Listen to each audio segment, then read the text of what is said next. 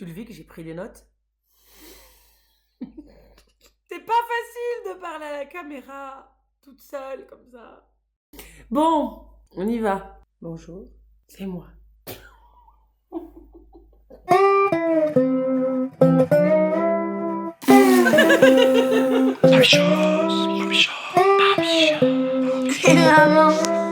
Hello. Alors, pour cette première vidéo, je commence bien moi, on va parler du cycle menstruel, plus exactement du cadran lunaire. Vous avez été ultra nombreuses à me poser des questions au sujet du cadran lunaire, que je fais régulièrement dans mon bullet journal. J'espère pouvoir répondre à toutes vos questions que j'ai reçues sur le blog, sur Instagram, etc. Et à partir de 11-12 ans, tous les 28 jours environ, on se retrouve avoir nos règles. Les règles apparaissent donc, si on a du bol, on a des cycles de 28 jours, donc tous les 28 jours, on a de nouveau ces règles. Pour celles qui en ont moins, ça peut aller jusqu'à 40 jours, et ce environ à peu près jusqu'à 50 ans. Tous les mois, notre corps change, notre humeur aussi. On va se sentir un peu plus gonflé, les seins un peu plus tendus, un peu plus énervé aussi. Il y en a qui voient de quoi je parle. Sans qu'on s'en aperçoive, parce que ça peut aussi passer par... il peut y avoir la température, le poids, enfin il y a plein de choses qui changent, la concentration, l'humeur, enfin voilà, tout un tas de choses qui font que en fait ça bouge là-dedans. Donc moi j'avais très envie de vous en parler parce que je fais régulièrement des ateliers bullet journal maintenant que j'ai mis en place. Et lors de ces ateliers, on se retrouve systématiquement à parler du cycle lunaire. Donc je me suis dit qu'une vidéo pour éclaircir la majorité d'entre vous, ça pouvait être sympa. Ça a changé ma vie le jour où j'ai acheté ce livre. Voilà. Lune rouge de Miranda Gray. Je le recommande à toute femme qui s'intéresse à son cycle, à son corps et à la façon dont on réagit. C'est le livre à avoir dans sa bibliothèque. Je l'ai acheté moi une fois par erreur puisque je ne le connaissais pas. Et puis j'ai eu de la chance parce que j'ai entendu dire qu'après il avait été en rupture partout. Enfin bon bref, maintenant je crois qu'il est dispo, vous pouvez l'avoir, il est dispo en librairie. Vraiment, ayez-le dans votre bibliothèque, c'est une merveille. Ce livre, donc, a changé ma vie. Pourquoi ? Il a changé ma façon de vivre mes cycles, tous les mois, et aussi d'anticiper, de connaître mon corps davantage, de savoir comment j'allais réagir à telle ou telle chose, et puis qu'est-ce que je pouvais faire mieux à certaines périodes plutôt que d'autres. Pour moi, le cercle lunaire, ou le cadran lunaire, on l'appelle un peu comme on veut, ça devrait être enseigné à l'école. Toutes les jeunes filles devraient être au courant, on devrait toutes savoir connaître nos cycles, parce que grâce à ça, moi, je tourne ma feuille quand même, j'ai pu prendre conscience en fait de comment réagissait mon corps à différentes périodes. J'ai un peu réussi à dominer les périodes difficiles. Donc notre cycle est composé de 4 phases. Préovulatoire, ovulatoire, prémenstruel et menstruel. Ok, ça fait 4. Enfin, malheureusement, encore aujourd'hui, beaucoup ignorent combien la femme et nos cycles sont reliés au cycle lunaire. Le cycle lunaire, donc total, fait un total de 29 jours exactement, et donc le nôtre est de 28 jours. Nos changements intérieurs sont reliés aussi au cycle lunaire, comme notre sexualité, notre créativité, notre productivité aussi. D'ailleurs, c'est pas pour rien qu'on travaille aussi avec le jardinage et la lune. Nos règles tombent en général soit pendant la pleine lune, soit pendant la nouvelle lune. Alors vous allez me dire, non moi elle tombe pas du tout pendant la pleine lune, pas du tout pendant la nouvelle lune. En fait si, ça tombe à peu près 3 jours avant ou 3 jours après. Si vous suivez sur un calendrier, vous allez voir que vos règles tombent systématiquement à peu près à 2 ou 3 jours d'intervalle en fonction de la nouvelle lune ou de la pleine lune. Moi je fais ça maintenant depuis presque 2 ans. Donc depuis que j'ai acheté le bouquin, j'ai commencé à noter exactement la façon dont je me sentais tous les jours. Donc ça c'est le premier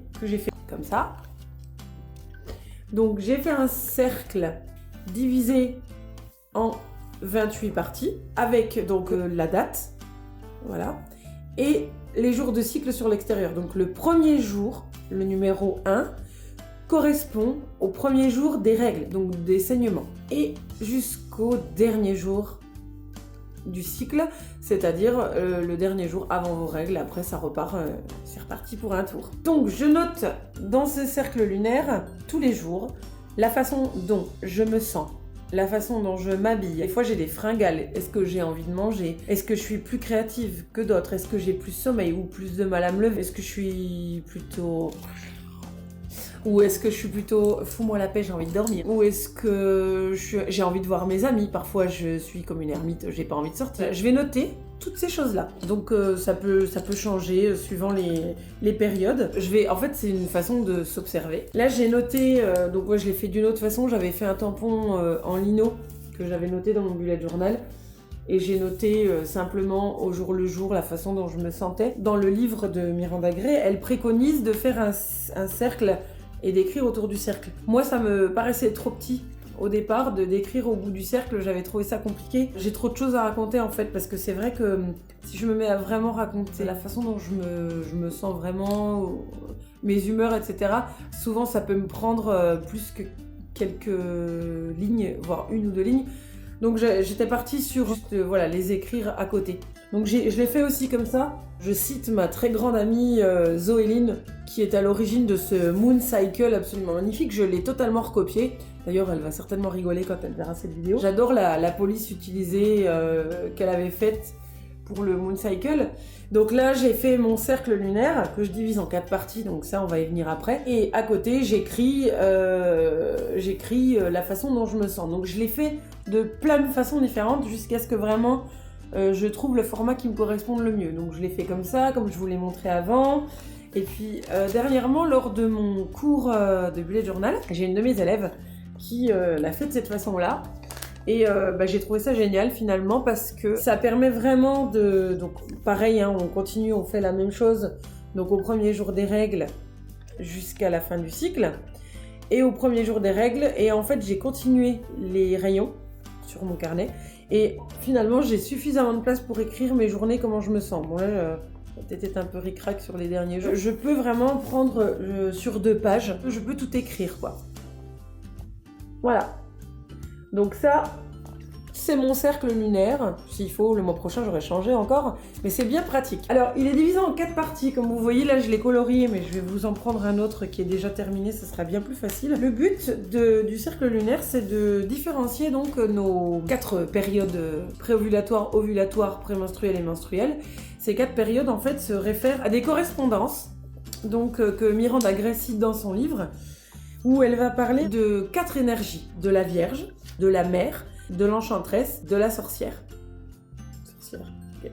Ces 4 phases représentent nos 4 phases menstruelles. Je m'explique. Les énergies de la Vierge, perso, c'est ma préférée. C'est la plus sympa, c'est ma copine, je l'adore. C'est juste après les règles, donc on est en phase préovulatoire. Elle est hyper cool, c'est-à-dire qu'elle abat des montagnes.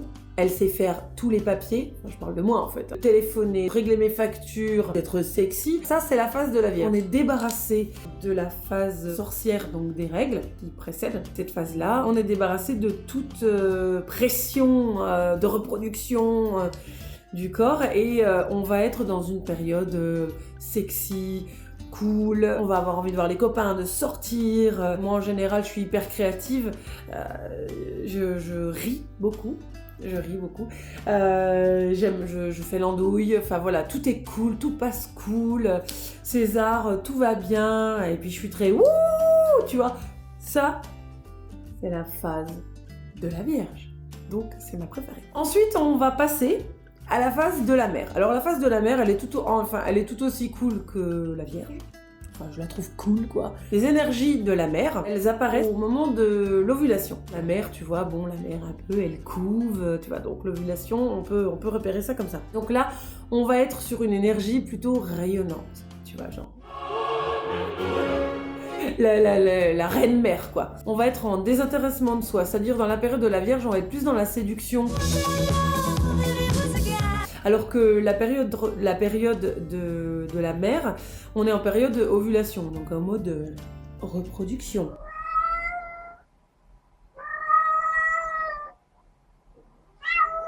Mais, pour autant, on va être plus dans la douceur, on est plus attentionné, plus câline aussi. On va avoir une sexualité beaucoup plus douce. On va s'orienter vers tout ce qui est amour profond, câlin, etc. Donc cette période, elle est sympa. Moi, je l'aime bien aussi. On est aussi beaucoup plus capable d'assumer les responsabilités, de nourrir les projets qu'on a, de prendre ses rendez-vous, voilà, d'en parler autour de soi puisqu'on rayonne. C'est à cette période aussi que les gens, on peut remarquer, si on prend vraiment beaucoup de notes, les gens vont plus se tourner vers nous, on va recevoir plus de soutien. Les énergies de l'enchanteresse. Ah la je peux pas l'appeler autrement parce que franchement l'enchanteresse, j'ai juste envie de lui tordre le cou. J'arrive aujourd'hui un peu plus à la dominer, mais franchement, c'est vraiment pas encore ça. L'enchanteresse, c'est celle qui arrive avant les règles. Alors chez certaines, ça va durer 2 jours. Moi, ça dure 1 semaine. Il y en a un qui est content ici, je vous raconte pas. Ça dure 1 semaine, 1 semaine où je suis chaud-froid, quoi. Hyper agréable. Ou alors, sauve-toi, quoi. I want them back! They're my property!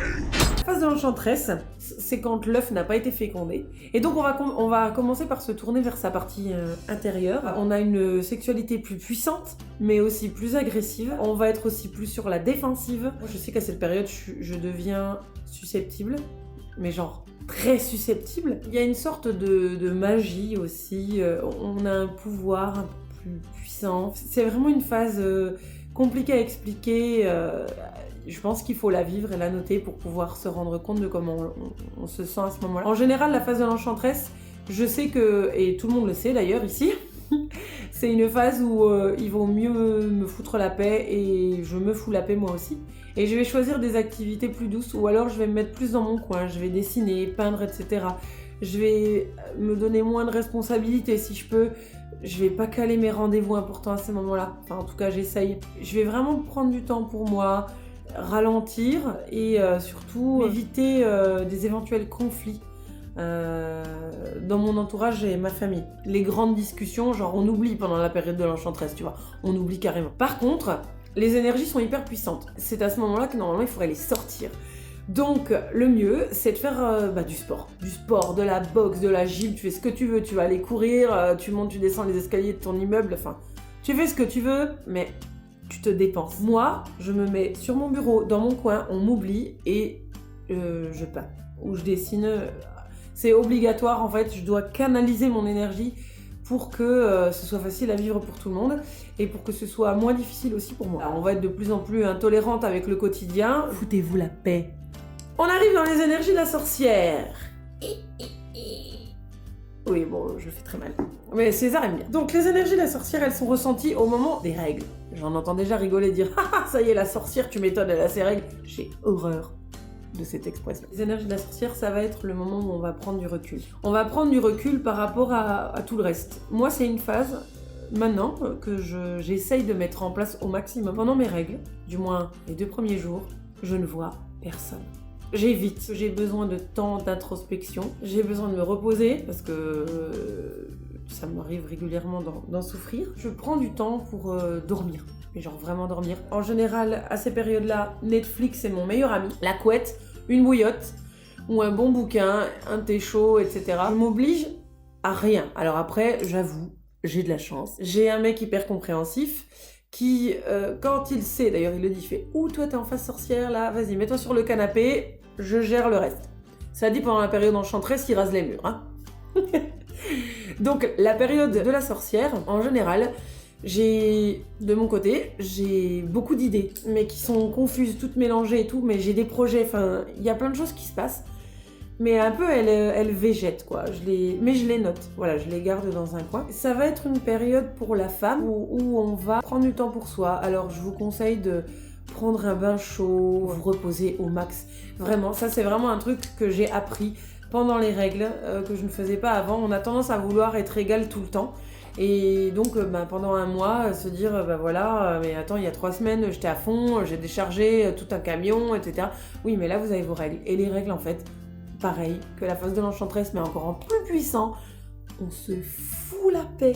Mais genre, on se fout la paix, vraiment, on se fout la paix. On se repose un max, on s'autorise de ralentir, on s'autorise de se reposer, on s'autorise de dormir plus longtemps, de faire une sieste. C'est essentiel. Si vous arrivez à voir et à comprendre que pendant ces 4 phases, la première phase, donc de la Vierge, vous pouvez abattre des montagnes, caler vos rendez-vous, les trucs auxquels vous avez envie de mettre de l'énergie, voyez les copains, sortez, faites la fête, mettez en place vos projets, ceux qui vous tiennent à cœur, allez-y, vraiment, foncez. La phase de la mère, passez du temps en famille, continuez sur vos projets, faites mûrir les choses. Pour moi, c'est la continuité de la phase de la Vierge. On est sur une lancée créative, ça bouillonne, etc. Donc on y va, on y va parce qu'après, il y a l'enchantresse qui va se pointer. Et là, on va moins rigoler. Et donc après, on a donc l'enchantresse où là, on va davantage ralentir. Je vous invite à faire des activités qui vont canaliser vos énergies. Profitez-en pour faire du sport, mais assez doux quand même, pas un truc trop agressif. D'ailleurs, je vous ai parlé de la boxe, mais pour certaines, ça marche. J'ai une copine qui en fait. Et ensuite, phase sorcière, on ralentit et on se repose. Donc, dans ce cercle lunaire, maintenant que je vous ai parlé de ces 4 phases, vous allez les différencier par 4 couleurs. Moi, j'ai fait 4 couleurs dans mon carnet. Allez vers la couleur qui vous parle le plus. En général, je sais pas, je vous dis la phase sorcière, vous allez vers quelle couleur? Moi, systématiquement, je vais vers rouge. La phase de la Vierge, je crois que la mienne est orange.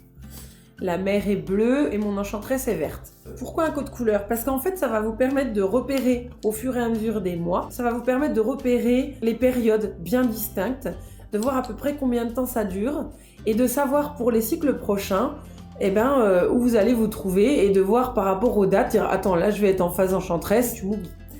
Bon après ça nous empêche pas de vivre non plus, hein, mais c'est vrai que c'est bien de pouvoir les différencier pour pouvoir caler sa vie. Je sais que moi il y a des choses que je vais plus anticiper, donc pour tout le monde c'est beaucoup plus agréable. Ça permet aussi de relativiser et en tant que femme ça permet de déculpabiliser. Avoir ses règles aujourd'hui, bah non c'est pas drôle. Oui on a besoin de se reposer, oui on a besoin de ralentir et non on peut pas faire les mêmes choses que tous les autres jours. Alors certaines femmes y arrivent et franchement je leur tire ma révérence. Moi j'ai arrêté d'essayer et j'ai surtout commencé à prendre soin de moi. Voilà, vous voyez mes 4 phases. Ma phase sorcière qui se trouve ici.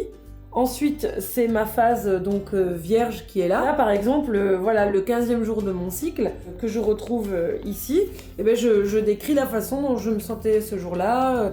Est-ce que je me sentais bien? Est-ce que je n'étais pas bien? Alors, c'est assez drôle parce que dans mon carnet, des fois, je passe de tout à rien. Genre...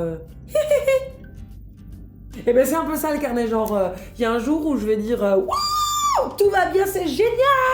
Et le lendemain...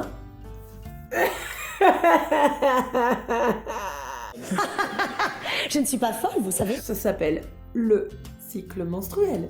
Voilà, j'espère que je vous ai aidé dans cette vidéo. J'espère que j'avais pas été trop confuse. J'avais tellement de choses à vous dire que c'était compliqué de condenser parce qu'en plus je sais que je me répète beaucoup. Si vous voulez en savoir plus, vous pouvez évidemment me poser des questions sur Instagram, mais le mieux... ou sur mon blog, ça reste encore d'acheter le livre, puisqu'en fait vous aurez toutes les infos dedans. En plus de ça, vous avez dans ce bouquin des méditations qui parlent en fait des différentes phases, des exercices à faire. En plus, c'est basé sur un conte qui est absolument merveilleux, que je vous invite à lire, parce que vraiment, pour moi, ça a été une super découverte. Puis il est quand même beaucoup plus complet que ce que je viens de vous raconter. Moi, je fais à ma sauce, mais là, vous aurez vraiment les infos. Donc j'espère vous avoir aidé pour cette première vidéo. J'espère que ça vous a plu. Et alors, je crois que c'est un truc comme ça qu'on fait, non? Je vous invite à vous abonner sur ma chaîne YouTube. J'ai encore plein de choses à vous raconter. Je crois qu'il faut mettre un pouce, non? C'est un truc comme ça. Bon, à la prochaine. Vous pouvez me suivre sur Instagram. Je mets tous les liens en dessous. À bientôt.